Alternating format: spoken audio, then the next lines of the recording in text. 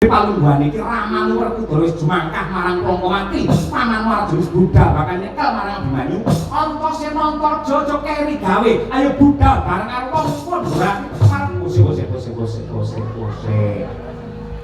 Ora perlu kesusu kaya apa, engko bari yo tetep subuh.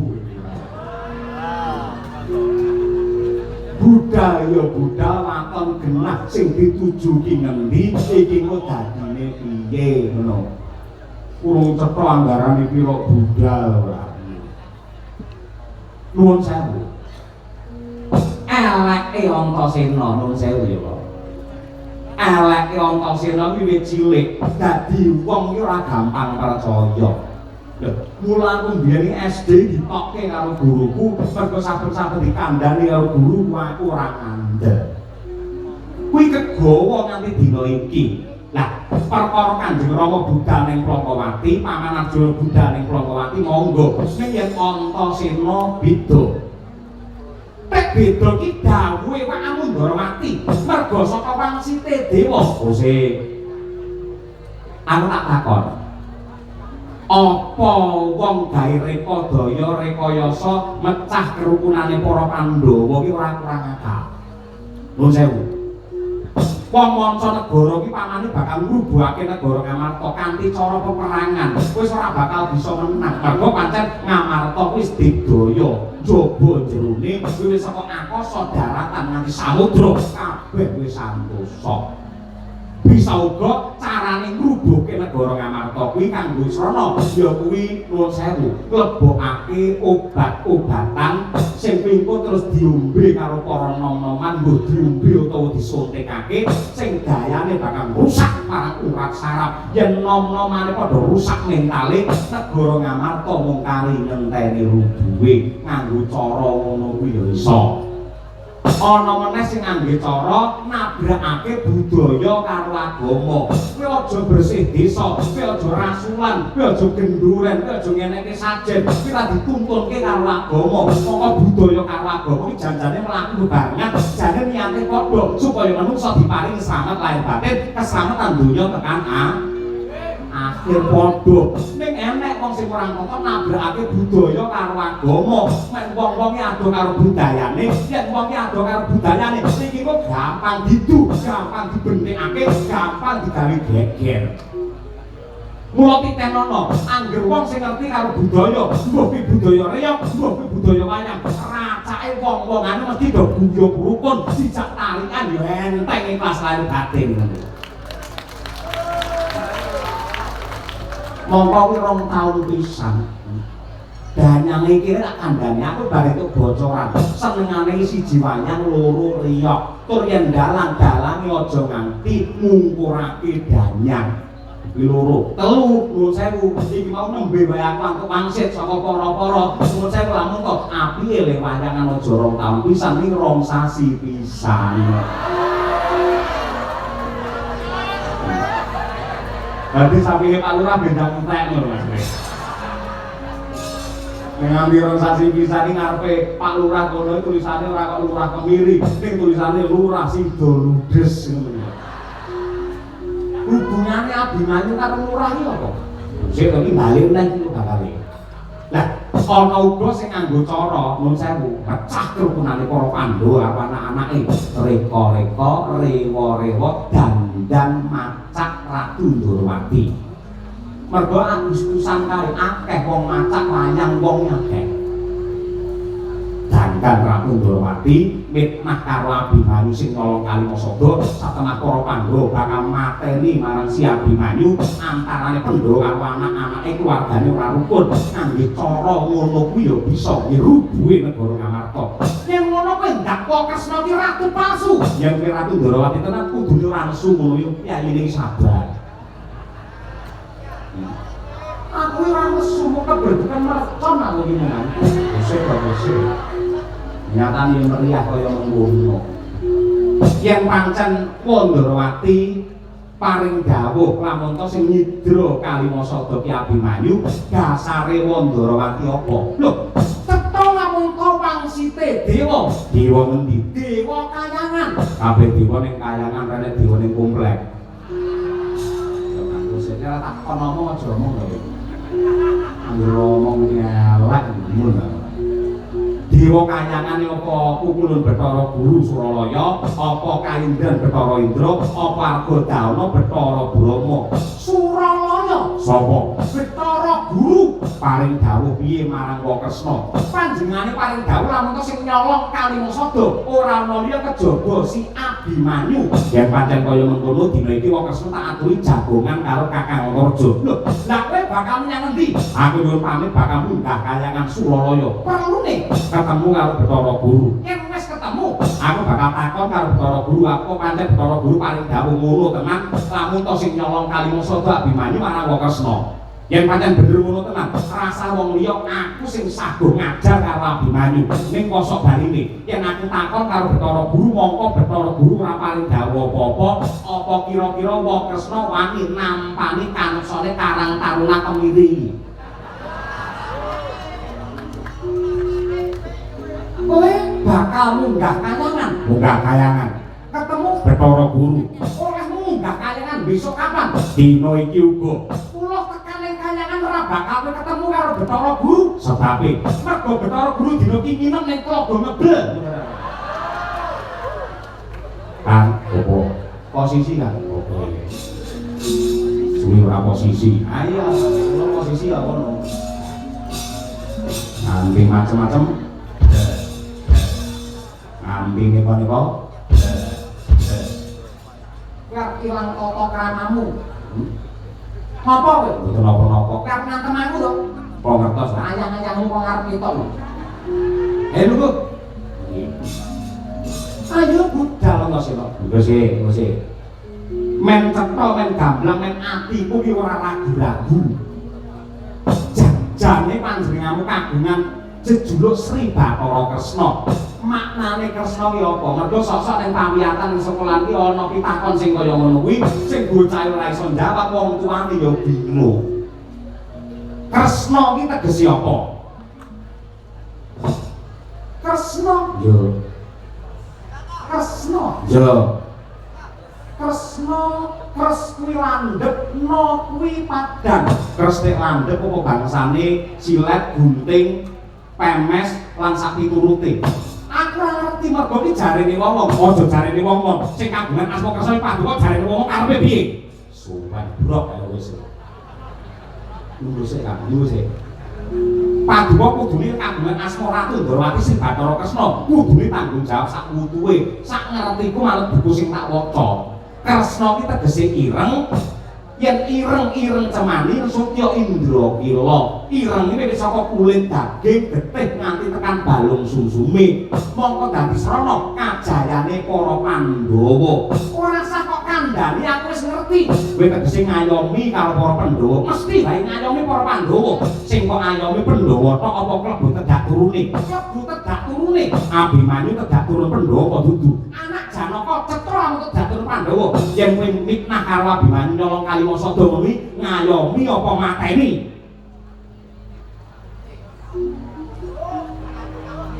Ora ngoro kok. Bener. Ampun arep iku. Yo piye? Wis ngene wae. Tinimbang aku malah suwi-suwi malah pekewo karo Ndrawati. Yen pancen Paduka ki Kresna sejati, endi cakramu, endi kembang wijaya kusumamu? Menging driya mangu-mangu mangumpung kanduan rimang lelena tanpa kaning yen antulus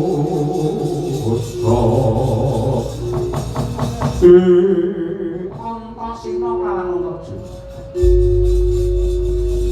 biyen pun Ndrawati nate paring dawuh marang ramamu Werkudara Jodipati. Menungsa kuwi ora sampurna mergo kadurungan lali dosa klawan ina. Lali dosa klawan ina. Saka semengkanipun Ndrawati praktana negara Ngamarta, lah kok dadi gaman loro ki mau keri ana kraton Ndrawati. Ha Antarja meneng ae piye? Cekelani kan.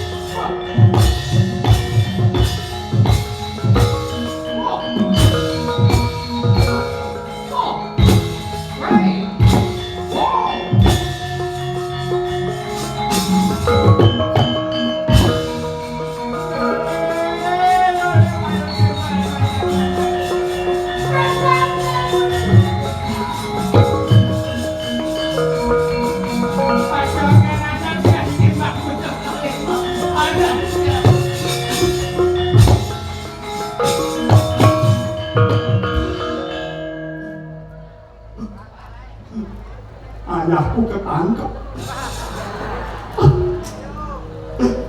Kenapa bakal bisa swata ora iso nampa kanyatan iki? Bapakku Sukolima jaluk bali, ora balekake wong Amarta ora arek kabeh.